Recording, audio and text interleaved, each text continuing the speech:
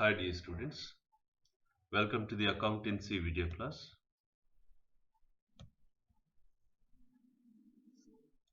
In the previous class,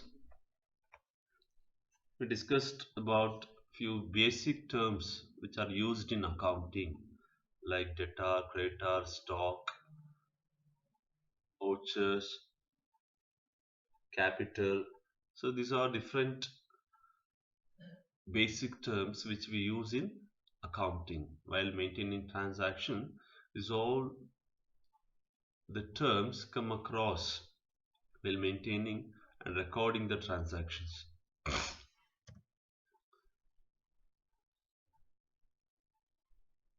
In today's class, we will begin a new chapter.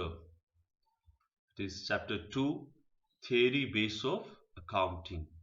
So in that we see GAAP, basic accounting concepts.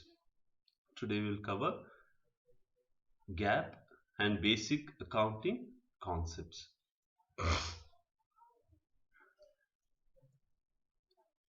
What is GAAP?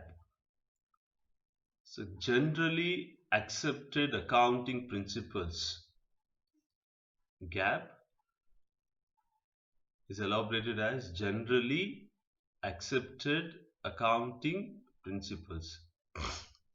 So these generally accepted accounting principles refers to the rules and guidelines which are adopted for recording and reporting of business transactions.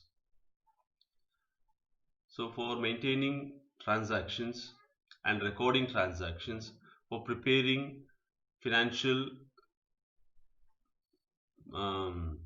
statement.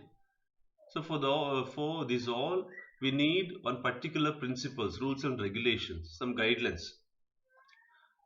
So these are called as generally accepted accounting principles. In order to maintain uniformity and consistency in maintaining accounting records, certain rules have been developed which are generally accepted by the number of many accounting professionals. These rules are called principles, concepts, or conventions, or postulates. So ನೋಡಿ ಇಲ್ಲಿ ನಾವು gap ಅನ್ನೋದು ನಾವು ಇಲ್ಲಿ ನೋಡ್ತೀವಿ. So ಗ್ಯಾಪ್ನ ನಾವು gap ಅಂದ್ರೆ generally accepted accounting principles. So ಏನು ಇದು ಜನರಲಿ ಅಕ್ಸೆಪ್ಟೆಡ್ ಅಕೌಂಟಿಂಗ್ ಪ್ರಿನ್ಸಿಪಲ್ಸ್ ಅಂದ್ರೆ ಎಲ್ಲರಿಂದ ಎಲ್ಲ ಪ್ರೊಫೆಷನಲ್ಸ್ ಇಂದ ಕಾಮನ್ ಆಗಿ ಎಲ್ಲರೂ ಅಕ್ಸೆಪ್ಟ್ ಮಾಡಿರೋಂಥ ಕೆಲವೊಂದು ಅಕೌಂಟಿಂಗ್ ಪ್ರಿನ್ಸಿಪಲ್ಸ್. ಏನು ಅಕೌಂಟಿಂಗ್ ಪ್ರಿನ್ಸಿಪಲ್ಸ್ ಅಂದ್ರೆ ಏನು? ಕೆಲವೊಂದು ರೂಲ್ಸ್ ಅಂಡ್ ರೆಗ್ಯುಲೇಷನ್ಸ್ನ ಗೈಡ್ಲೈನ್ಸ್ ಏನು ನಾವು ಅಡಾಪ್ಟ್ ಮಾಡ್ತೀವಿ. So which are adopted for recording transactions, maintaining books of accounts, accounts ನಾವು ಮೇಂಟೈನ್ ಮಾಡೋದಕ್ಕೆ, ಬುಕ್ಸ್ ಆಫ್ ಅಕೌಂಟ್ಸ್ ಮೇಂಟೈನ್ ಮಾಡೋದಕ್ಕೆ, ಆಮೇಲೆ ಅದರಲ್ಲಿ ನಾವು ಅಕೌಂಟ್ಸ್ನ ಪ್ರಿಪೇರ್ ಮಾಡೋದಕ್ಕೆ, ಫಿನಾನ್ಷಿಯಲ್ ಸ್ಟೇಟ್ಮೆಂಟ್ ಪ್ರಿಪೇರ್ ಮಾಡೋದಕ್ಕೆ, ಒಂದು ಆರ್ಗನೈಸೇಷನ್ದು ಟೋಟಲ್ ಫಿನಾನ್ಷಿಯಲ್ ಪೊಸಿಷನ್ ಯಾವ ಥರ ಬರುತ್ತೆ. ಸೊ ಪ್ರತಿಯೊಂದಕ್ಕೂ ಒಂದು ರೂಲ್ಸ್ ಅಂಡ್ ರೆಗ್ಯುಲೇಷನ್ ನಾವು ಫಾಲೋ ಮಾಡೋದ್ರಿಂದ ಒಂದು ಅಲ್ಲಿ ಯೂನಿಫಾರ್ಮಿಟಿ ಅನ್ನೋದು ಇರುತ್ತೆ. ಸೊ ಅರೇ ಪ್ರಿಪೇರ್ ಮಾಡಿದ್ರು ಅದು ಬೇರೆಯವ್ರು ನಾವು ಯಾರಿಗೆ ಕಮ್ಯುನಿಕೇಟ್ ಮಾಡಬೇಕಾಗಿದೆ ಎಂಡ್ ರಿಸಲ್ಟ್ನ, ಶೇರ್ ಹೋಲ್ಡರ್ಸ್ಗೆ, ಇನ್ವೆಸ್ಟರ್ಸ್ಗೆ, ಹಾಗೇನೆ ಕಸ್ಟಮರ್ಸ್ಗೆ, ಎಂಪ್ಲಾಯೀಸ್ಗೆ, ಹೀಗೆ different users of accounting information ಇರ್ತಾರೆ. ಎಲ್ಲರಿಗೂ ಒಂದೇ ರೀತಿಯಲ್ಲಿ ಅರ್ಥ ಆಗಬೇಕು, ಎಲ್ಲರೂ ಪ್ರಿಪೇರ್ ಮಾಡೋದು ಒಂದೇ ರೀತಿಯಲ್ಲಿ ಇರಬೇಕು ಅಂದ್ರೆ ಕೆಲವೊಂದು ನಮಗೆ ರೂಲ್ಸ್ ಅಂಡ್ ರೆಗ್ಯುಲೇಷನ್ಸ್, ಗೈಡ್ಲೈನ್ಸ್ ನಮಗೆ ಬೇಕಾಗಿದೆ. ಈ ಎಲ್ಲ ರೂಲ್ಸ್ ಅಂಡ್ ರೆಗ್ಯುಲೇಷನ್ಸ್ ನಾವು ಮೇಂಟೈನ್ ಮಾಡ್ತೀವೋ ಇವೆಲ್ಲ ಎಲ್ಲ ಅಕೌಂಟಿಂಗ್ ಪ್ರೊಫೆಷನಲ್ಸ್ ಇಂದ ಎಲ್ಲರೂ ಒಪ್ಕೊಂಡಿದ್ದಾರೆ. ಇದನ್ನ ಮೇಂಟೈನ್ ನಾವು ಮಾಡೋದ್ರಿಂದ ಒಂದು ಯೂನಿಫಾರ್ಮಿಟಿ, ಒಂದು ಕನ್ಸಿಸ್ಟೆನ್ಸಿ ಅನ್ನೋದು ಇರುತ್ತೆ ನಾವು ಅಕೌಂಟ್ಸ್ ಮೇಂಟೈನ್ ಮಾಡೋದ್ರಲ್ಲಿ. ಸೊ ಅದರಿಂದ ಈ ಒಂದು ಗ್ಯಾಪ್ ಅನ್ನು ನಾವೇನ್ ಮಾಡ್ತೀವಿ, ಫಾಲೋ ಮಾಡ್ತೀವಿ. ಓಕೆನಾ? ಸೊ ಇಲ್ಲಿ ದ ಟರ್ಮ್ ಕಾನ್ಸೆಪ್ಟ್, ಕೆಲವೊಂದು ಡಿಫ್ರೆಂಟ್ ಕಾನ್ಸೆಪ್ಟ್ಸ್ನ, ಅಸೆಂಪ್ಟ್ಸ್ನ, ಈ ಪ್ರಿನ್ಸಿಪಲ್ಸ್ ನಾವೆಂತ ನೋಡ್ತೀವಿ, ನಾವೇನು ಯೂಸ್ ಮಾಡ್ತೀವಿ ಅಲ್ಲಿ ಕೆಲವೊಂದು ಪ್ರಿನ್ಸಿಪಲ್ಸ್ ಇರ್ತವೆ, ಅಂದ್ರೆ ರೂಲ್ಸ್ ಅಂಡ್ ಗೈಡ್ಲೈನ್ಸ್ ಏನಿರ್ತಾವೆ ಅವನ್ನ ನಾವು ಇಲ್ಲಿ ಡಿಫ್ರೆಂಟ್ ಕಾನ್ಸೆಪ್ಟ್ಸ್ ಅಲ್ಲಿ ನೋಡ್ತೀವಿ. ಓಕೆನಾ? ಡಿಫ್ರೆಂಟ್ ಕಾನ್ಸೆಪ್ಟ್ಸ್, ಕನ್ವೆನ್ಷನ್ಸ್ ಅದನ್ನ ನಾವು ಕರಿತೀವಿ. ಹಾಗೇನೆ ಅಥವಾ ಪ್ರಿನ್ಸಿಪಲ್ಸ್ ಅಂತ ನಾವು ಕರಿತೀವಿ. ಓಕೆನಾ?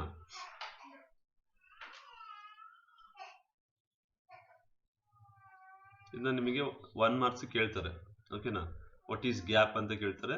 ಸೊ ನೀವು ಅವಾಗ ಜನರಲಿ ಅಕ್ಸೆಪ್ಟೆಡ್ ಅಕೌಂಟಿಂಗ್ ಪ್ರಿನ್ಸಿಪಲ್ಸ್ ಅಂತ ಇದು ಒಂದು 2 ಲೈನ್ಸ್ ಅಲ್ಲಿ ಬರೀಬೇಕು. ಯಾಕೆ ನಮ್ಗೆ ಗ್ಯಾಪ್ ಬೇಕಾಗಿದೆ? Why we need gap?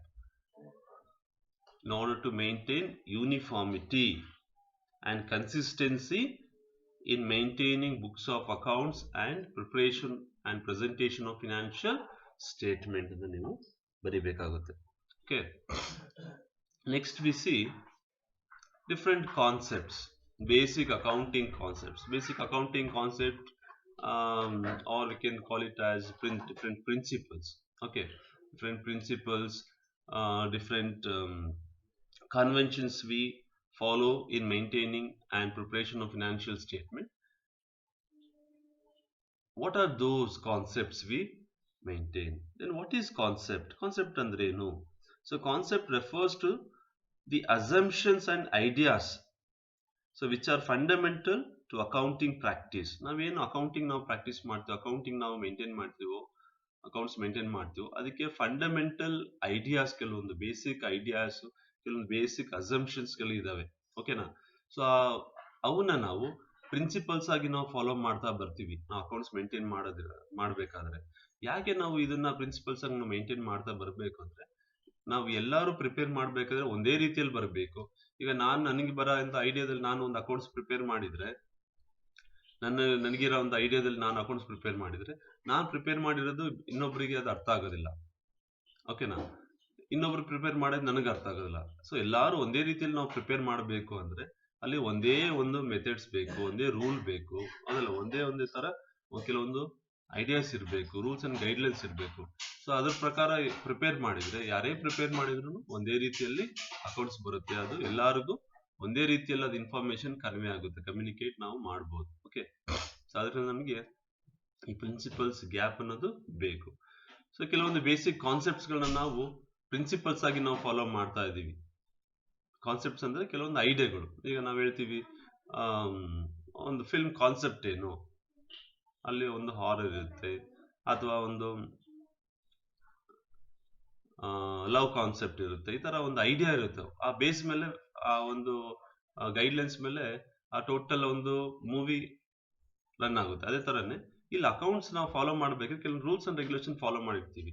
ಅದು ಯಾವ ಒಂದು ಫಂಡಮೆಂಟಲ್ ಏನು ಕಾನ್ಸೆಪ್ಟ್ಸ್ ಇಂದ ನಾವು ಅದನ್ನ ಫಾಲೋ ಮಾಡ್ತೀವಿ ಅನ್ನೋದು ನಾವಿಲ್ಲಿ ಡಿಫ್ರೆಂಟ್ ಕಾನ್ಸೆಪ್ಟ್ಸ್ ಅಲ್ಲಿ ನಾವು ಸ್ಟಡಿ ಮಾಡ್ತೀವಿ. ಓಕೆನಾ? ಈ ಡಿಫ್ರೆಂಟ್ ಕಾನ್ಸೆಪ್ಟ್ಸ್ ನಾವೆಂತ ಕರಿಬಹುದು, ರೂಲ್ಸ್ ಅಂತ ಕರಿಬಹುದು, ಗೈಡ್ಲೈನ್ಸ್ ಅಂತ ಕರಿಬಹುದು. ಕೆಲವೊಂದು ಐಡಿಯಾಸ್ ನ ಇಂಪ್ಲಿಮೆಂಟ್ ಮಾಡಿದೀವಿ ನಾವು ಅಕೌಂಟ್ಸ್ ಮೇಂಟೈನ್ ಮಾಡ್ಬೇಕಾದ್ರೆ. ಓಕೆ, ನಾವು 1 by 1 ನಾವು ನೋಡ್ತಾ ಹೋಗೋಣಂತೆ. ಫಸ್ಟ್ ಕಾನ್ಸೆಪ್ಟ್ ನಾವು ಏನು ಅಕೌಂಟ್ಸ್ ಅಲ್ಲಿ ನಾವು ಫಾಲೋ ಮಾಡ್ತೀವಿ ಅಂದ್ರೆ business entity concept.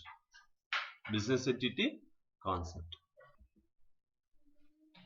In accounting, we distinguish between the firm and its proprietor. So when we maintain accounts, we find the business as separate entity. It is separate from owner. When we record the transaction, we record the transaction for the business, not for the proprietor. So ಅಂದ್ರೆ ಇಲ್ಲಿ ನಾವು business ನಾವು ಒಂದು separate entity ಅಂತ ನೋಡ್ತೀವಿ. Business is separate, owner separate ಅಂತ ನೋಡ್ತೀವಿ. ಅವಾಗಲೇ ನಾವ್ ಏನ್ ಮಾಡಕ್ಕಾಗುತ್ತೆ, ಬಿಸ್ನೆಸ್ ಅಲ್ಲಿ ನಾವು ಪ್ರತಿಯೊಂದು ಟ್ರಾನ್ಸಾಕ್ಷನ್ ನಾವು ರೆಕಾರ್ಡ್ ಮಾಡಕ್ಕಾಗುತ್ತೆ. ರೆಕಾರ್ಡ್ ಮಾಡಿದ್ದಕ್ಕೆ ನಮಗೆ ಫಿನಾನ್ಷಿಯಲ್ ಪೊಸಿಷನ್ ಕರೆಕ್ಟ್ ಆಗಿ ಸಿಗುತ್ತೆ. ಫಾರ್ ಎಕ್ಸಾಂಪಲ್, ಈಗ ಬಿಸ್ನೆಸ್ಗೆ ಪ್ರೊಪ್ರೈಟರ್ ಏನಾದ್ರು ಇನ್ವೆಸ್ಟ್ಮೆಂಟ್ ಮಾಡಿದ್ರೆ ನಾವೆಂತ ಬರಿತೀವಿ, ಬಿಸ್ನೆಸ್ ಒಂದು 10 lakhs ತಂದಿರ್ತಾನೆ ಬಿಸ್ನೆಸ್ಗೆ ಪ್ರೊಪ್ರೈಟರ್. ಆಗ ನಾವು ಬಿಸ್ನೆಸ್ಗೆ ಕ್ಯಾಶ್ ಬಂದಿದೆ, ಯಾರಿಂದ ಬಂದಿದೆ, ಪ್ರೊಪ್ರೈಟರ್ ಬಂದಿದೆ ಅಂತ. ಪ್ರೊಪ್ರೈಟರ್ ಇಂದ ಏನೇ ಒಂದು ಬಂದ್ರು ನಾವು ರೆಕಾರ್ಡ್ ಮಾಡ್ತೀವಿ. ಪ್ರೊಪ್ರೈಟರ್ ಏನೇ ಬಿಸ್ನೆಸ್ ಇಂದ ತಗೊಂಡ್ರು ಅದನ್ನ ನಾವು ರೆಕಾರ್ಡ್ ಮಾಡ್ತೀವಿ. ಬಿಸ್ನೆಸ್ ಪ್ರೊಪ್ರೈಟರ್ ಇಂದ ಅಂದ್ರೆ ಓನರ್ ಇಂದ ಸಪರೇಟ್ ಅಂತ ನಾವು ಟ್ರೀಟ್ ಮಾಡ್ತೀವಿ. ಓಕೆನಾ? ಅದೇ ಬಿಸ್ನೆಸ್ ಎಂಟಿಟಿ ಕಾನ್ಸೆಪ್ಟ್ ಅಂತ ಹೇಳ್ತೀವಿ. This concept assumes that business as distinct and separate entity from its owners. ಅಂದ್ರೆ ಓನರ್ಸೇ ಬೇರೆ, ಬಿಸ್ನೆಸ್ ಬೇರೆ ಅಂತ ನಾವು ಟ್ರೀಟ್ ಮಾಡ್ತೇವೆ. ನಾವ್ ಏನೇ ರೆಕಾರ್ಡ್ ಮಾಡಿದ್ರು ಬಿಸ್ನೆಸ್ ಕಡೆಯಿಂದ ರೆಕಾರ್ಡ್ ಮಾಡ್ತೀವಿ. ಓನರ್ 10,000 ತಂದ್ರು ನಾವು ಬಿಸ್ನೆಸ್ಗೆ 10,000 ಬಂದಿದೆ, ಓನರ್ ಇಂದ ಬಂದಿದೆ ಅಂತ ನಾವು ರೆಕಾರ್ಡ್ ಮಾಡ್ತೀವಿ. ಹಾಗೆ ಓನರ್ ಏನಾದ್ರು ಅವ್ನ ಪರ್ಸನಲ್ ಯೂಸ್ಗೆ ಬಿಸ್ನೆಸ್ ಇಂದ ಅಮೌಂಟ್ ತಗೊಂಡ್ರೆ ಬಿಸ್ನೆಸ್ ಇಂದ ಅಮೌಂಟ್ ಓನರ್ಗೆ ಹೋಗಿದೆ ಅಂತ. ಸೊ ಏನೇ ಓನರ್ ಬಿಸ್ನೆಸ್ಗೆ ಅಮೌಂಟ್ ಇನ್ವೆಸ್ಟ್ಮೆಂಟ್ ಮಾಡಿದ್ರು ಅವ್ರು ತಗೊಂಡ್ರು ನಾವು ರೆಕಾರ್ಡ್ ಮಾಡ್ತೀವಿ. ಓನರ್ದೇ ಸಪ್ರೇಟ್ ಅಕೌಂಟ್ ನಾವು ಮೇಂಟೈನ್ ಮಾಡಿ ಎಷ್ಟು ಇನ್ವೆಸ್ಟ್ಮೆಂಟ್ ಇದೆ, ಎಷ್ಟು ಅವ್ರದ್ದು ಕ್ಯಾಪಿಟಲ್ ಎಷ್ಟಿದೆ ಬಿಸ್ನೆಸ್ ಅಲ್ಲಿ, ಎಷ್ಟು ವಿಡ್ರಾ ಮಾಡಿದ್ದಾರೆ, ಸೊ ಪ್ರತಿಯೊಂದು ನಾವು ಎಂಟ್ರಿ ಮಾಡ್ತೀವಿ. ಓನರ್ನ ನಾವು ಸಪ್ರೇಟ್ ಅಂತ ನೋಡ್ತೀವಿ ಬಿಸ್ನೆಸ್ ಇಂದ. ನಾವು ಬಿಸ್ನೆಸ್ ಅಕೌಂಟ್ಸ್ ಮೇಂಟೈನ್ ಮಾಡೋದು ಬಿಸ್ನೆಸ್ ಕಡೆಯಿಂದ ನಾವು ಮೇಂಟೈನ್ ಮಾಡ್ತೀವಿ. ಓನರ್ಸ್ಗೋಸ್ಕರ ನಾವು ಓನರ್ಸ್ ಹೆಸರಲ್ಲಿ ನಾವು ಮೇಂಟೈನ್ ಮಾಡಲ್ಲ. ಸೊ ನೆಕ್ಸ್ಟ್ ಕಾನ್ಸೆಪ್ಟ್ ನಾವು ಯಾವ್ದು ನೋಡ್ತೀವಿ ಅಂದ್ರೆ ಮನಿ ಮೆಜರ್ಮೆಂಟ್ ಕಾನ್ಸೆಪ್ಟ್. ಮನಿ ಮೆಜರ್ಮೆಂಟ್ ಕಾನ್ಸೆಪ್ಟ್. ಸೊ ಇದು ಒಂದು ನಾವು ಇದನ್ನ ಈ ಒಂದು ಪ್ರಿನ್ಸಿಪಲ್ ನಾವು ಯೂಸ್ ಮಾಡ್ತೀವಿ. Money measurement concept means in accounting a record is made only for those transactions which can be measured in terms of money.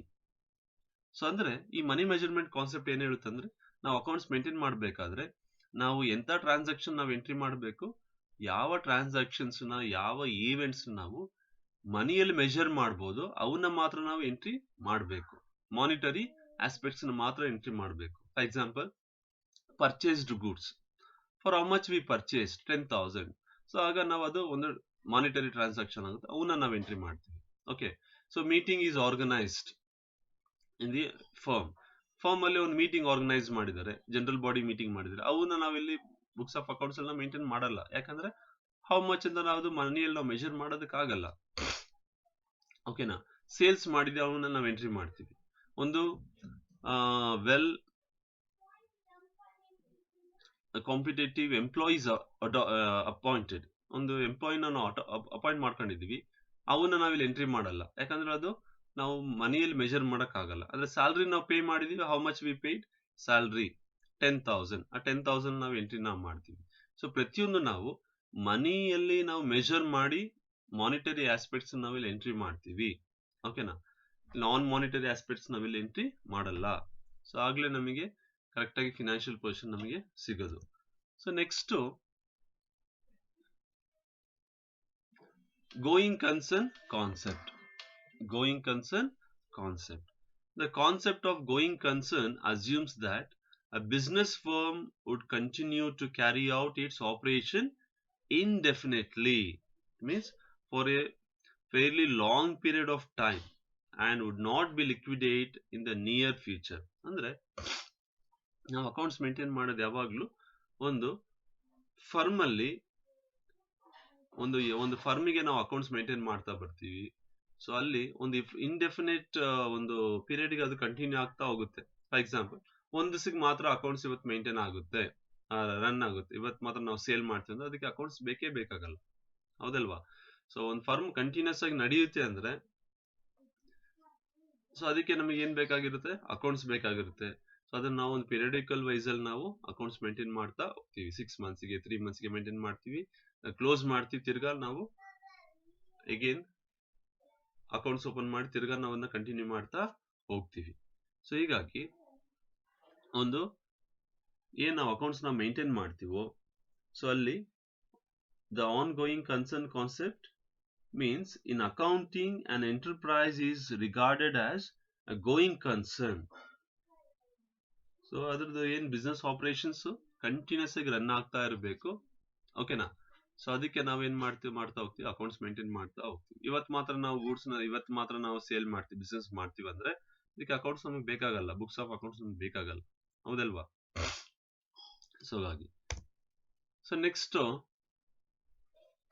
Accounting period concept. ಏನ್ accounting period concept ಅಂದ್ರೆ ಏನು?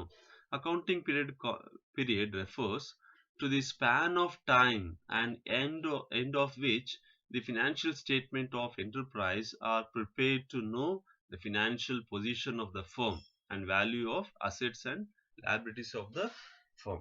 ಸೊ ಇಲ್ಲಿ ಈ ಒಂದು accounting period concept ಏನಂತ ಹೇಳುತ್ತೆ, ಈ on going concern ನಾವು ಫರ್ಮ್ ನ ಅಂತ ಕನ್ಸಿಡರ್ ಮಾಡ್ತೀವಿ, ಕಂಟಿನ್ಯೂಸ್ ಆಗಿ ಬಿಸ್ನೆಸ್ ರನ್ ಆಗ್ತಾ ಹೋಗುತ್ತೆ ಅಂತ ಒಂದು ಬಿಸ್ನೆಸ್ ಗೆ ನಾವು ಅಕೌಂಟ್ಸ್ ಮೇಂಟೈನ್ ಮಾಡ್ತಾ ಹೋಗ್ತೀವಿ. ಅಲ್ಲಿ ಒಂದು ಅಕೌಂಟಿಂಗ್ ಪೀರಿಯಡ್ ಅಂತ ನಾವು ಮೇಂಟೈನ್ ಮಾಡ್ತಾ ಹೋಗ್ಬೇಕು. ಅಂದ್ರೆ ಫಾರ್ 3 ಮಂತ್ಸ್ಗೆ ನಾವು ಅಕೌಂಟ್ಸ್ ಮೇಂಟೈನ್ ಮಾಡಬೇಕು, ಅಥವಾ ಫಾರ್ 6 ಮಂತ್ಸ್ಗೆ, ಅಥವಾ 1 ಇಯರ್ಗೆ, ಹೌದಲ್ವಾ. ಈ ತರ ಒಂದು ಪರ್ಟಿಕ್ಯುಲರ್ ಪೀರಿಯಡ್ ನಾವು ಡಿವೈಡ್ ಮಾಡ್ತಾ ನಾವು ಅಕೌಂಟ್ಸ್ ಮೇಂಟೈನ್ ಮಾಡ್ತಾ ಹೋಗ್ಬೇಕು. So end of the period ನಾವೇನ್ ಮಾಡ್ಬೇಕು, ಒಂದು ಫಿನಾನ್ಷಿಯಲ್ ಸ್ಟೇಟ್ಮೆಂಟ್ ಪ್ರಿಪೇರ್ ಮಾಡಿ ಫಿನಾನ್ಷಿಯಲ್ ಪೊಸಿಷನ್ ಫೈಂಡ್ ಔಟ್ ಮಾಡಬೇಕು. ಸೊ ಅದಕ್ಕೆ ನಾವೇನ್ ಮಾಡ್ತೀವಿ, 6 months ಅಕೌಂಟ್ಸ್ ಅಥವಾ 1 year ಅಕೌಂಟ್ 12 months ಅಕೌಂಟ್ಸ್ ನ ಮೇಂಟೈನ್ ಮಾಡ್ತಾ ಹೋಗ್ತೀವಿ. ಸೊ ಫಾರ್ ಎಕ್ಸಾಂಪಲ್ ಈಗ ಜಾನ್ವರಿಲಿ ನಾವು ಅಕೌಂಟ್ಸ್ ಓಪನ್ ಮಾಡಿದ್ರೆ, ಸೊ ಜಾನ್ವರಿಯಿಂದ ಡಿಸೆಂಬರ್ ತನಕ ಅಕೌಂಟ್ಸ್ ಮೇಂಟೈನ್ ಮಾಡ್ತಾ ಹೋಗ್ತೀವಿ. ಡಿಸೆಂಬರ್ ಎಂಡ್ ಯಾವಾಗ ಬರುತ್ತೆ, 31st ಡಿಸೆಂಬರ್. 31st ಡಿಸೆಂಬರ್ ಅಲ್ಲಿ ಎಲ್ಲ ಲೆಡ್ಜರ್ಗಳನ್ನ ಕ್ಲೋಸ್ ಮಾಡಿ ಫಿನಾನ್ಷಿಯಲ್ ಸ್ಟೇಟ್ಮೆಂಟ್ ಪ್ರಿಪೇರ್ ಮಾಡ್ತೀವಿ. ಸೊ ಅಲ್ಲಿ ಟೋಟಲ್ ಎಷ್ಟು ಪ್ರಾಫಿಟ್ ಆಗಿದೆ, ಎಷ್ಟು ಲಾಸ್ ಆಗಿದೆ ಅಂತ ನಮ್ಗೆ ಅಲ್ಲಿ ಗೊತ್ತಾಗುತ್ತೆ ಫಿನಾನ್ಷಿಯಲ್ ಸ್ಟೇಟ್ಮೆಂಟ್ ಇಂದ. ಹಾಗೇನೆ ಬ್ಯಾಲೆನ್ಸ್ ಶೀಟ್ ನಾವು ಪ್ರಿಪೇರ್ ಮಾಡ್ತೀವಿ, ಅದರಿಂದ ಎಷ್ಟು ನಮ್ಮ ಹತ್ರ ಅಸೆಟ್ಸ್ ಇದೆ, ಎಷ್ಟು ಲ್ಯಾಬಿಲಿಟೀಸ್ ಇದೆ ಅನ್ನೋದು ನಮಗೆ ಗೊತ್ತಾಗುತ್ತೆ. ತಿರ್ಗಾ ನಾವೇನ್ ಮಾಡ್ತೀವಿ, ಅಲ್ಲಿಗೆ ಅಕೌಂಟಿಂಗ್ ಪೀರಿಯಡ್ ಕ್ಲೋಸ್ ಆಗುತ್ತೆ.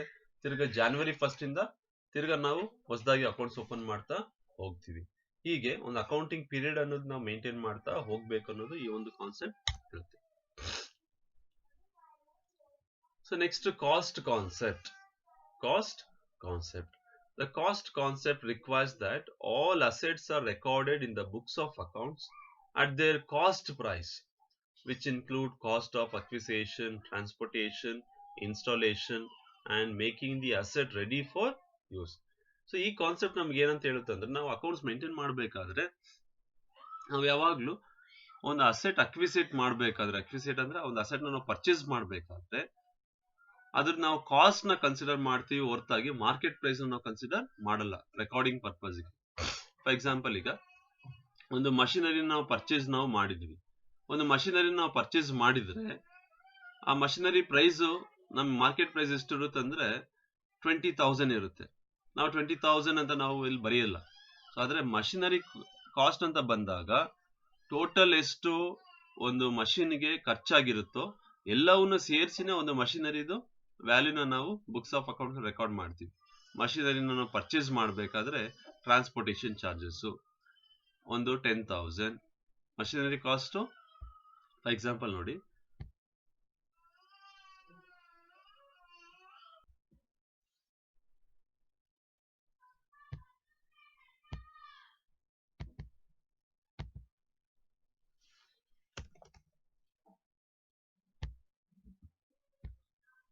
ನೋಡಿ, ನಾವು ಮಷಿನ್ 20,000ಗೆ ಪರ್ಚೇಸ್ ಮಾಡ್ತೀವಿ.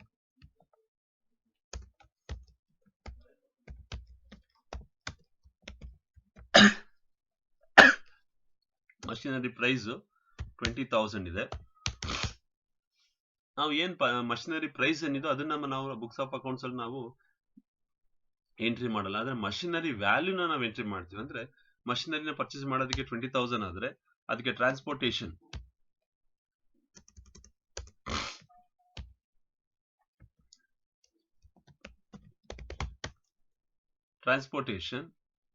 ಒಂದು 5,000 ಆಗಿರುತ್ತೆ. ಹಾಗೇನೆ ಅದು ಇನ್ಸ್ಟಾಲ್ ಮಾಡೋದಕ್ಕೆ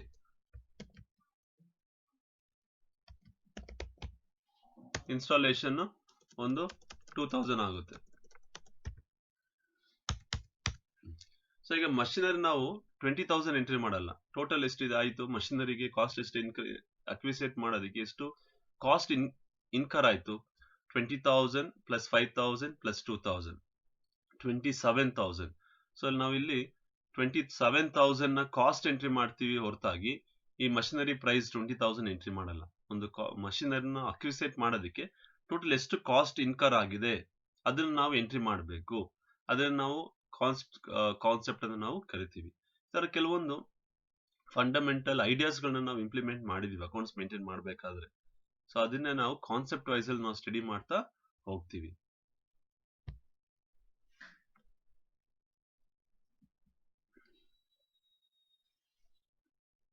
ಸೊ ಇನ್ನು ನೆಕ್ಸ್ಟ್ ಕ್ಲಾಸ್ ಅಲ್ಲಿ ನಾವು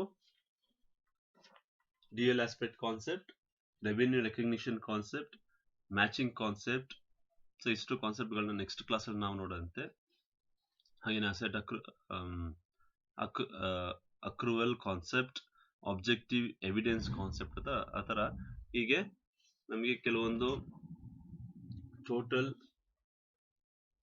16 ಕಾನ್ಸೆಪ್ಟ್ಸ್ ಇರುತ್ತೆ. ಕಾನ್ಸೆಪ್ಟ್ಸ್ ಅಂಡ್ ಕನ್ವೆನ್ಷನ್ಸ್ ಅಂತ ಇತ್ತು, ಆದ್ರೆ ಇಲ್ಲಿ ನಾವೆಲ್ಲ ಈಗ ಕಾನ್ಸೆಪ್ಟ್ ವೈಸ್ ಅಲ್ಲೇ ನಾವು ಸ್ಟಡಿ ಮಾಡ್ತೀವಿ.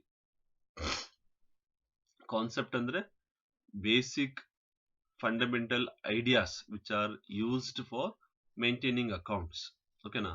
Basic rules are basic fundamental ideas or some assumption based on which we follow some rules and regulations. Okay, ಅವನು ನಾವು ಕಾನ್ಸೆಪ್ಟ್ ಅನ್ನು ಸ್ಟಡಿ ಮಾಡ್ತೀವಿ. ಹಾಗೇನೆ ಕನ್ವೆನ್ಷನ್ಸ್ ಅನ್ನು ನಾವು ಕೆಲವೊಂದು ನೋಡ್ತೀವಿ. ಕನ್ವೆನ್ಷನ್ಸ್ ಅಂದ್ರೆ ಕೆಲವೊಂದು ಪ್ರಾಕ್ಟೀಸಸ್, ಹಾಗೇನೆ ಕೆಲವೊಂದು ನಾವು ಏನು ಕಸ್ಟಮ್ಸ್ಗಳನ್ನ ನಾವು ಫಾಲೋ ಮಾಡ್ತೀವಿ. ಕೆಲವೊಂದು ಪ್ರಾಕ್ಟೀಸ್ಗಳು ಬಂದಿರುತ್ತೆ ನಮ್ಮ ಅಕೌಂಟಿಂಗ್ ಪ್ರೊಫೆಷನಲ್ಸ್ ಅವ್ರ ಎಕ್ಸ್ಪೀರಿಯನ್ಸ್ ಇಂದ ನಾವು ಕೆಲವೊಂದು ಡ್ರಾಟ್ ಮಾಡ್ಕೊಂಡಿರ್ತೀವಿ. ಅವನ್ನ ನಾವಿಲ್ಲಿ ಫಾಲೋ ಮಾಡ್ತಾ ಹೋಗ್ತೀವಿ. ಫಾರ್ ಎಕ್ಸಾಂಪಲ್ ಟಿ ಫಾರ್ಮೆಟ್ ಅಲ್ಲಿ ನಾವು ಅಕೌಂಟ್ಸ್ ಮೇಂಟೈನ್ ಮಾಡ್ತೀವಿ. ಕೆಲವೊಂದು ಸ್ಟೇಟ್ಮೆಂಟ್ ವೈಸ್ ಅಲ್ಲಿ ಪ್ರಿಪೇರ್ ಮಾಡ್ತೀವಿ, ಅಥವಾ ಟಿ ಫಾರ್ಮೆಟ್ ಅಲ್ಲಿ ಅಕೌಂಟ್ಸ್ ಲೆಡ್ಜರ್ ಗಳನ್ನ ಪ್ರಿಪೇರ್ ಮಾಡ್ತೀವಿ. ಅದರ ಕೆಲವೊಂದು ಏನು ಟ್ರೆಡಿಷನ್, ಕಸ್ಟಮ್ಸ್, ಪ್ರಾಕ್ಟೀಸಸ್ ಇಂದ ಕೆಲವೊಂದು ಐಡಿಯಾಸ್ಗಳನ್ನ ನಾವು ಇಂಪ್ಲಿಮೆಂಟ್ ಮಾಡ್ಕೊಂಡಿದೀವಿ. ಓಕೆನಾ? ಸೊ ಇವನ್ನೆಲ್ಲ ನಾವು ಕಾನ್ಸೆಪ್ಟ್ ಅಂತ ನಾವು ಸ್ಟಡಿ ಮಾಡ್ತಾ ಹೋಗ್ತೀವಿ. So concept nothing but fundamental ideas are rules which are followed in maintaining accounts. ಹೌದಲ್ವಾ? ಸೊ ಅಕೌಂಟ್ಸ್ ಮೇಂಟೈನ್ ಮಾಡೋದ್ರಲ್ಲಿ ಕೆಲವೊಂದು ನಾವು ಏನೆಲ್ಲ ಫಾಲೋ ಮಾಡ್ತಾ ಇದೀವಿ, ನಾವು ಇವಾಗಲೇ ನಿಮ್ಗೆ ಕೇಳಿದ ತಕ್ಷಣ ನಿಮ್ಗೆ ಅರ್ಥ ಆಗಲ್ಲ. ನಾವು ಅಕೌಂಟ್ಸ್ ಮೇಂಟೈನ್ ಮಾಡಬೇಕಾದ್ರೆ ಯಾವ ಕಾನ್ಸೆಪ್ಟ್ಗಳೆಲ್ಲ ಇಂಪ್ಲಿಮೆಂಟ್ ಆಗಿದೆ, ನಾವು ಫಾಲೋ ಮಾಡ್ತಾ ಇದೀವಿ ಅನ್ನೋದು ನಿಮಗೆ ಹೇಳ್ತಾ ಹೋಗ್ತೀನಿ ಮುಂದೆ. ಓಕೆನಾ? ಇವನ್ನ ಜಸ್ಟ್ ಈಗ ಅಂಡರ್ಸ್ಟ್ಯಾಂಡ್ ಮಾಡ್ಕೊಳ್ಳಿ. ನಾವು ಪ್ರಾಕ್ಟಿಕಲ್ ಅಕೌಂಟ್ಸ್ ನ ಮೇಂಟೈನ್ ಮಾಡ್ತಾ ಹೋಗ್ತೀವಿ, ಟ್ರಾನ್ಸಾಕ್ಷನ್ ಗಳನ್ನ ರೆಕಾರ್ಡ್ ಮಾಡ್ತೀವಿ, ಹಾಗೇನೆ ಲೆಡ್ಜರ್ ಗಳನ್ನ ಪ್ರಿಪೇರ್ ಮಾಡ್ತೀವಿ, ಫಿನಾನ್ಷಿಯಲ್ ಸ್ಟೇಟ್ಮೆಂಟ್ ಪ್ರಿಪೇರ್ ಮಾಡ್ತೀವಿ, ಅಂದ್ರೆ ಫೈನಲ್ ಅಕೌಂಟ್ಸ್ ಪ್ರಿಪೇರ್ ಮಾಡ್ತೀವಿ, ಬ್ಯಾಲೆನ್ಸ್ ಶೀಟ್ ಪ್ರಿಪೇರ್ ಮಾಡ್ತೀವಿ. ಇದನ್ನೆಲ್ಲ ಮಾಡ್ಬೇಕಾದ್ರೆ ನಿಮ್ಗೆ ಹೇಳ್ತಾ ಹೋಗ್ತೀನಿ ಯಾವ ಕಾನ್ಸೆಪ್ಟ್ಗಳು ನಾವು ಅಲ್ಲಿ ಇಂಪ್ಲಿಮೆಂಟ್ ಮಾಡಿದೀವಿ, ಹೇಗೆ ಇಂಪ್ಲಿಮೆಂಟ್ ಮಾಡಿದೀವಿ ಅನ್ನೋದು ನಿಮಗೆ ರಿಮೈಂಡ್ ಮಾಡ್ತಾ ಹೋಗ್ತೀನಿ. ಓಕೆನಾ? ಈಗ ಜಸ್ಟ್ ಕಾನ್ಸೆಪ್ಟ್ಗಳನ್ನ ಸ್ಟಡಿ ಮಾಡಬೇಕಾದ್ರೆ ಏನೋ ಒಂದು ನಿಮಗೆ ಏನಿದು, ಎಲ್ಲಿ ಯೂಸ್ ಮಾಡ್ತೀವಿ ಏನು ಅನ್ನೋದು ನಿಮಗೆ ಗೊತ್ತಾಗಲ್ಲ. ನಾವು ಯೂಸ್ ಮಾಡ್ಬೇಕಾದ್ರೆ ಈ ಪರ್ಟಿಕ್ಯುಲರ್ ಕಾನ್ಸೆಪ್ಟ್ ನಾವು ಇಲ್ಲಿ ಯೂಸ್ ಮಾಡ್ತಾ ಇದೀವಿ ಅನ್ನೋ ನಿಮಗೆ ನಾನು ಎಕ್ಸ್ಪ್ಲೇನ್ ಮಾಡ್ತಾ ಹೋಗ್ತೀನಿ. ಓಕೆನಾ? ಓಕೆ, ಸೊ ಇಲ್ಲಿಗೆ ನಾನು